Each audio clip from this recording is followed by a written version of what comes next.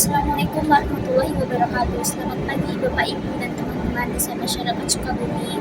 Salam hangat dari saya yang kebetulan pada saat ini saya diberi kesempatan sebagai pengisi materi dalam rangka Hari Bumi ini. Tentunya semoga para hadirin Bapak Ibu dan teman-teman saat ini diberikan kesehatan dalam keadaan sebaik-baiknya tanpa kurang suatu apapun.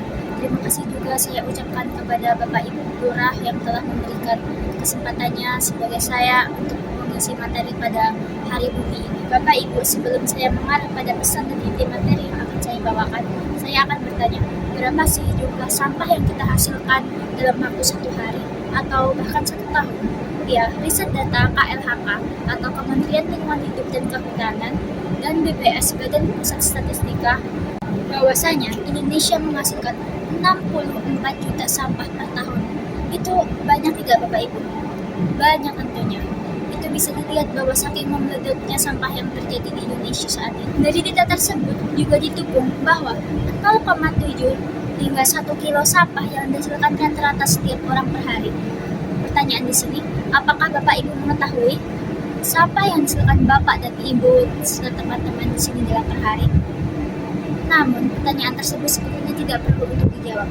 Yang menjadi inti permasalahan utamanya pada topik bahasan hari ini adalah sampah plastik ternyata menjadi kontributor utamanya dengan jumlah 15 hingga 17% sampah yang dihasilkan dari sampah nasional. Yang kemudian dari data tersebut juga diperkuat dengan fakta bahwa 2,25 juta ton sampah plastik bocor ke laut dalam setiap satu tahun. Dari fakta yang saya sebutkan tadi Bapak Ibu dan teman-teman semua, fakta tersebut terlihat menyedihkan Bapak Ibu. Mengapa?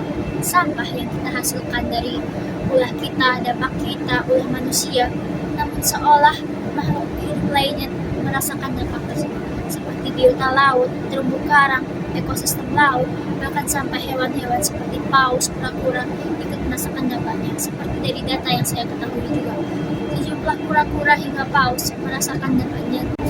Lalu, fakta yang kedua yang akan saya bawakan pada pembahasan kali ini adalah hanya sejumlah 10 hingga 12% sampah dan 13 hingga 15% sampah yang berhasil dan didaur ulang kembali.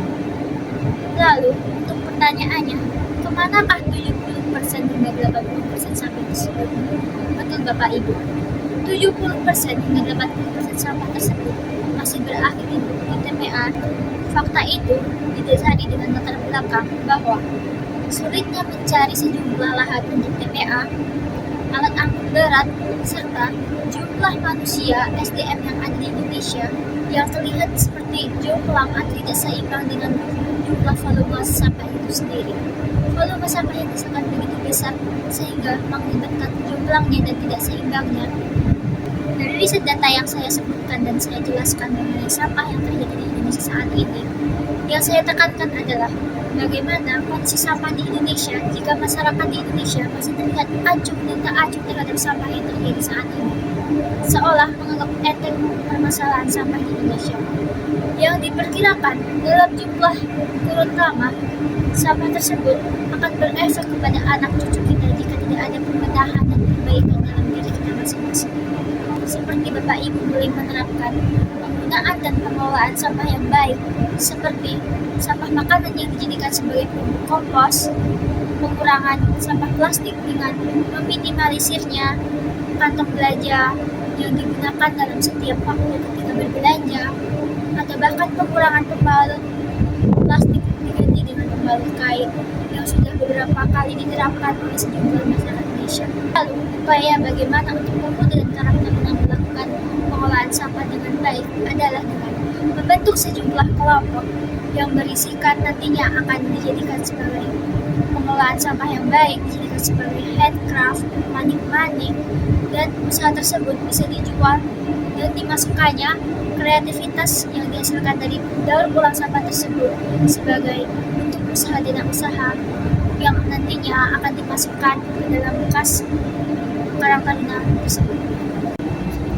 Dari fakta nyata yang saya berikan dan saya paparkan mengenai sampah yang terjadi di Indonesia saat ini, kepada Bapak Ibu dan hadirin semuanya dalam rangka peringatan Hari Bumi ini, semoga kita bisa menjadi bagian kecil itu, bagian yang bermanfaat bagi ekosistem bumi, ekosistem bahwa juga kita tidak akan pernah menjadi bagian manusia yang tidak pernah menjawab itu. Karena langkah kecil yang kita lakukan ternyata mampu memberikan pengaruh besar terhadap kelak anak cucu kita nanti. Selamat Hari Bumi, salam hangat dari saya, selamat hari.